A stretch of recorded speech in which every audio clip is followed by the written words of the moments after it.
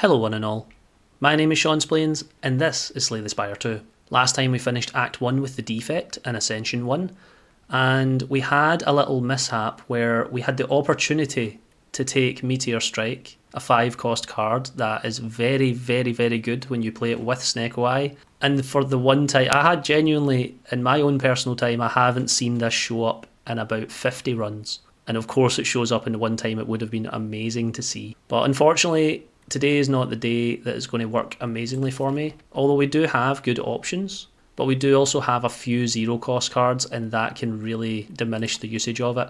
I think in a lot of cases, if you have a lot of 1 and 2 cost cards, if you think about it, your cost ranging from 0 to 3 means that your average cost is 1.5, so it's not much worse than 1, and it's obviously better than all 2 and 3 cost, but you also have the draw 2 additional cards at the start of every single turn. And the draw efficiency of getting to draw 2 cards is worth even putting this on a deck that only has 1 cost cards. If I had all 1 cost cards that was like strikes and defends and cold snaps and ball lightnings, I would still take Snecko Eye because of this extra 2 draw, and I would be willing to gamble. But unfortunately, I don't think I have enough to keep it going right now at this moment because of all of the 0 cost cards that I want to be consistently 0 cost. We have Sozu, which in Slay the Spire 1, it's in Slay the Spire 2.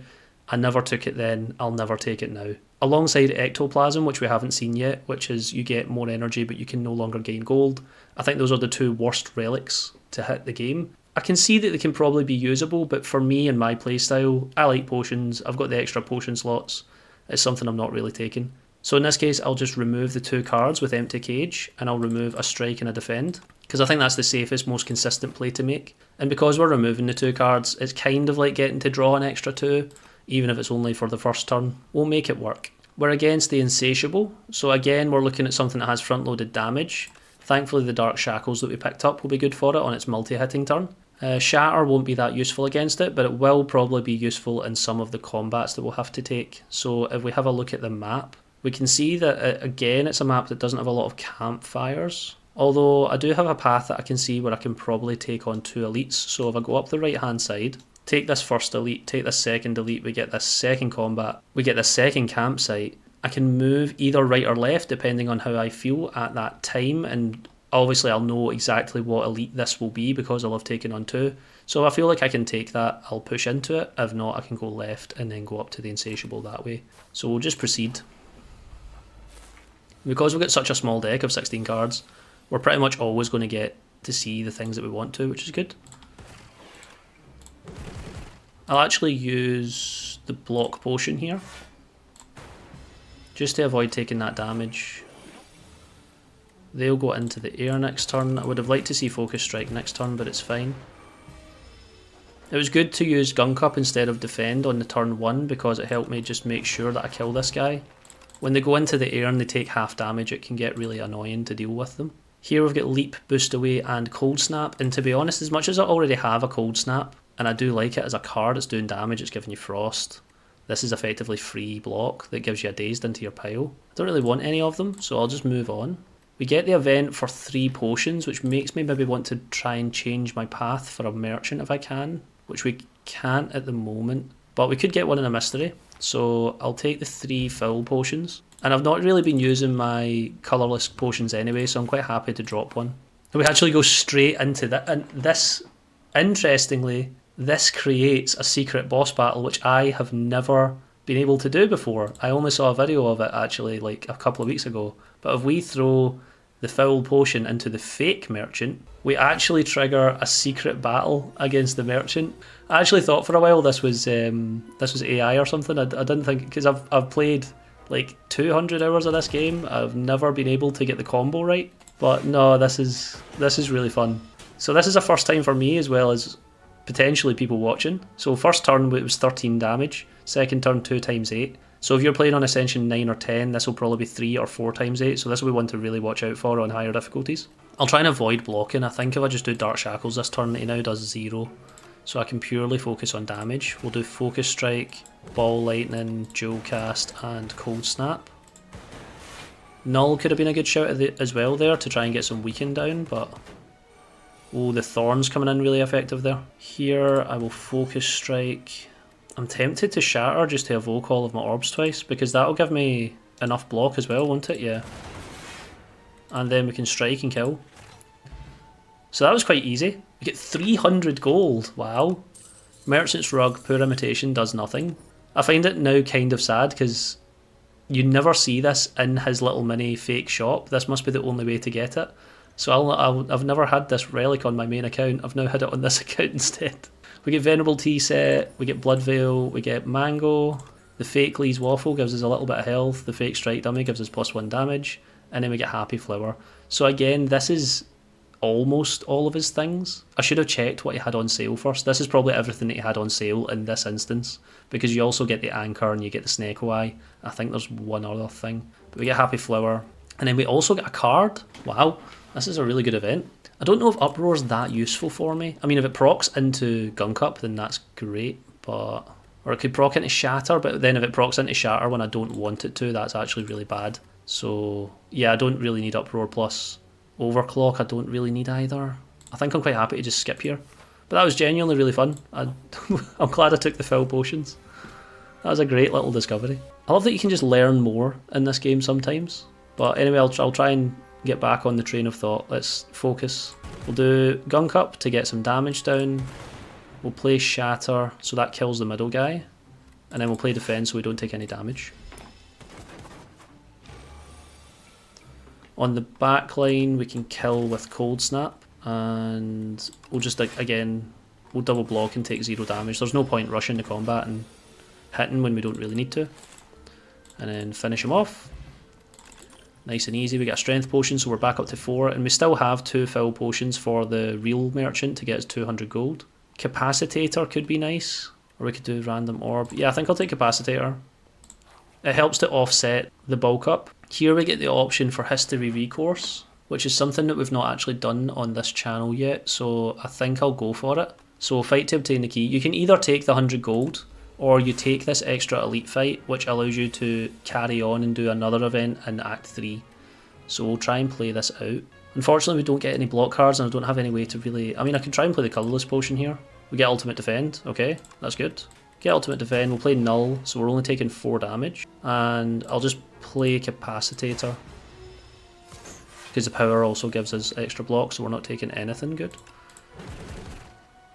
Gunk Up, Glacier, and Ball Lightning. So we take 2 damage, which means we proc our Centennial Puzzle. So I can play Geocast to get that damage down. I'll zap, strike. I don't really want to bulk up just now, because when you remove one of your orb slots with bulk up, it doesn't evoke the orb, it just disappears.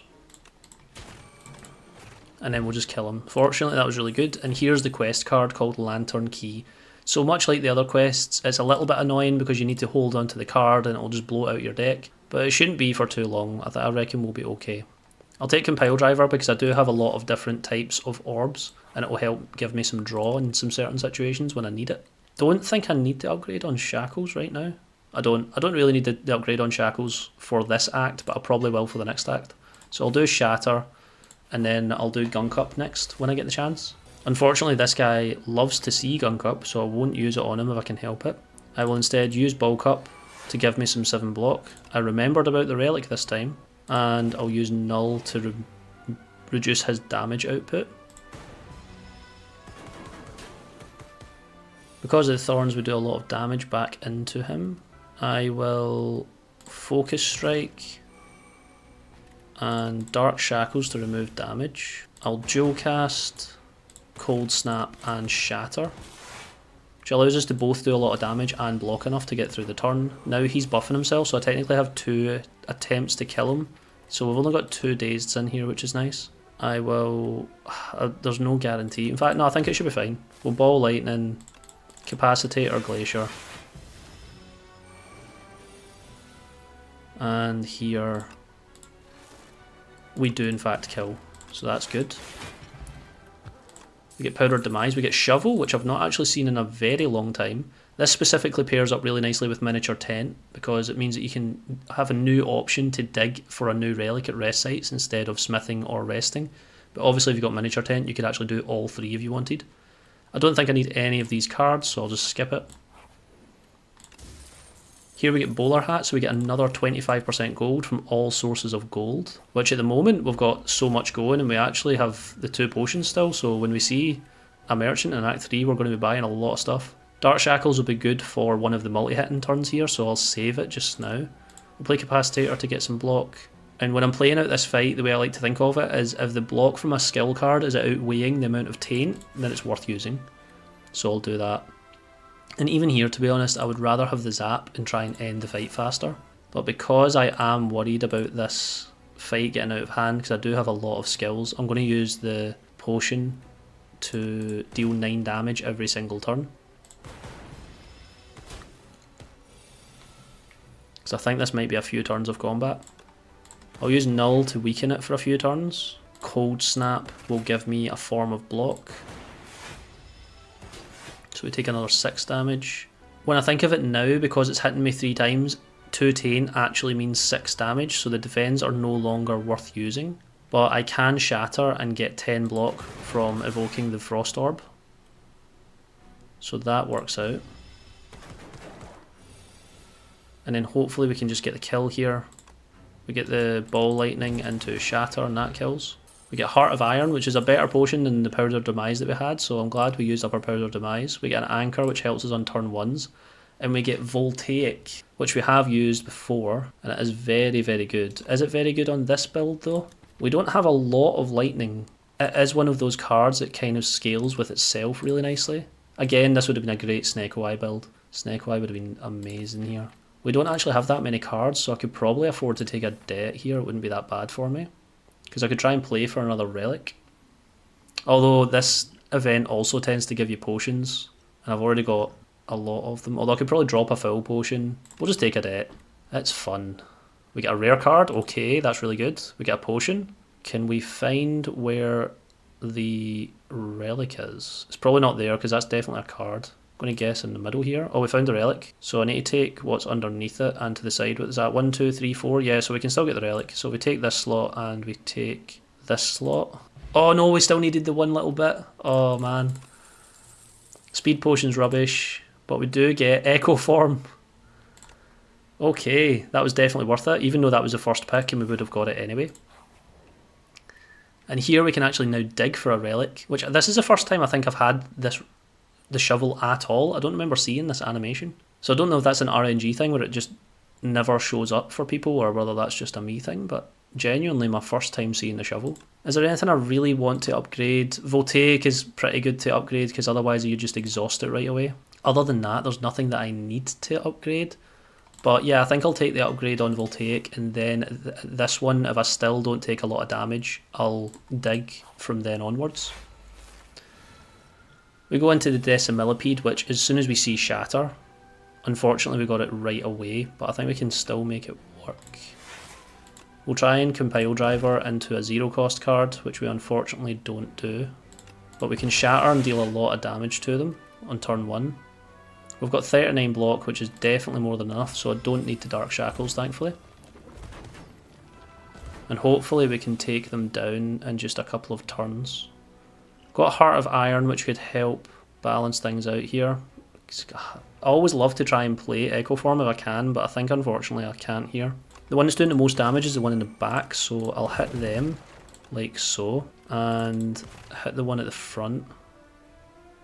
I don't think I need the Heart of Iron. I think I would rather save that for the final boss of the act. So we take a chunk of damage, but it's okay. And unfortunately they're going to get a chance to regenerate, which is fine. I will take 1 defend and strike into the middle. If we can just cycle Shatter back around on the right turn. Oh, it's a bit early. Don't know if that's going to work out for us. Oh no, it does. That's okay. So we get that. We didn't take too much damage. We also get the proper Happy Flower. So every 5 turns on here, we get one which is next turn. Because it's 3, it's going to cycle around a bit faster, but we've got a lot of energy coming from our relics now. We don't really need the Stable Serum, although it would really help in certain situations. We'll take a Hologram. This would actually be really good to pair with the Voltaic, so I can play it on turns when I really want to. Although I like the Strength Potion just being nice to help out my Gun Cup. So I'll just keep hold of that. Turn 1 here, we get Echo Form. Always play it if you have the opportunity to. We're not taking enough damage to worry us. We might as well just set up with it. So now everything we play gets played twice. Or every first card we play in a turn gets played twice, sorry. So here I'm actually going to play Null twice. In fact, what I'll do is I'll play the block twice, I'll zap, and I'll get rid of both the Toxics. So that means we take 1 damage, and we get Centennial Puzzle. Dual cast twice, to get a lot of block and deal a chunk of damage there. Should have Focus Striked, maybe, could have done enough damage to kill. I want to get rid of the Toxics, I want to Glacier, and that's actually doing enough for us, so we don't even need Dark Shackles, so we'll just leave it. Neither of them's putting a Toxic into my hand this turn, which is nice. Here I would like to play Gun Cup twice, to get all that damage down, and then Shatter kills the one on the left. Lose a little bit of money, but it's okay, we've got plenty. And then on this turn we can just kill. We get Glacier, Cold Snap, and Iteration. Again, I don't think I need any more cards, as much as I do like a second Glacier. In this case, we've actually got such a nice, concise deck that I don't really need to. And now, I know I said I was going to dig, but Hologram is an essential upgrade, so I'll pick that up. We'll hopefully get to see some shovel action in Act 3. I can Echo Form here and Null to get the Dark Orb and Gun Cup. And usually we like to play around the gimmick, but I think here's going to be another situation where we'll actually be able to circumvent it. Although I could Echo Form the Frantic Escape, that wouldn't be a terrible idea. Yeah, if we Echo Form the Frantic Escape here, it means we probably never need to play one again if we have better options in our hands. Instead of Glacier, I think I'll Dark Shackles, because I would rather just keep this Lightning Orb here and not move the Dark Orb at the moment if I can help it. Here, I'm not concerned about taking this 21 damage, to be honest. I'm thinking about one of these potions. Probably use a Heart of Iron, but I'll do it after this turn because next turn it's going to buff itself, if I'm remembering correctly. What cards have I got over here? We could get more block stuff, so I'll Compile Driver, play that twice. We can get Zap. I'll actually play Capacitator and play Ball Lightning, so we've just got more orbs to play. And like I said, it's buffing itself this turn, so if I really feel like I need it, I will play Heart of Iron next turn. But at the moment we don't really need to. We could actually play Shatter and do a lot of damage. Although I don't think there's much point in playing that twice. Playing Dual Cast twice is kind of pointless because Shatter does the same thing. Although it does do 11 damage, it's the most thing we have, so I'll just play that. Does a lot of damage to the enemy. I'll Strike, I'll Cold Snap, and it'll probably be useful to Slime. Yeah. We take a debt, which is unfortunate. And here, we've still got 3 turns before we're back close to it. And we're taking 20 damage this turn, but we can use Hologram to get other things back. I think I should Null. Takes it down to 7 times 2. If I get any 0 cost over here. I do have Dual Cast, so I could Hologram into Dual Cast. And then we actually full block for the turn. We've still got 2 turns before we need to play a Frantic Escape.